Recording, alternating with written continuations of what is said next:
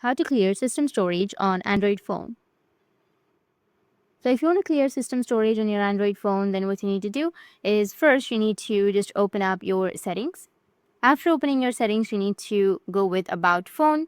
Under About Phone, you will have your storage, tap on storage, and then scroll down, and here you will have clear option. You can go and tap on clear, and you'll be able to clear 1 or 2 GB of storage from here.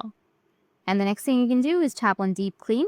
And from the Deep Clean, you can go and delete some videos or uninstall some apps or clear some app data. You can delete photos, or you will have your WhatsApp cleaner, the files cleaner. This is the second process.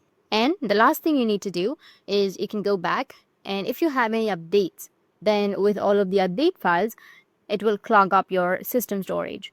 So you just need to simply go with updates. If you have any updates, you need to go and update your system. So tap on check for updates. And if you have any updates, you need to update it. And after that, you'll clear a lot of space on your Android phone. So that's it. And if you have any questions, feel free to comment below. Thanks for watching.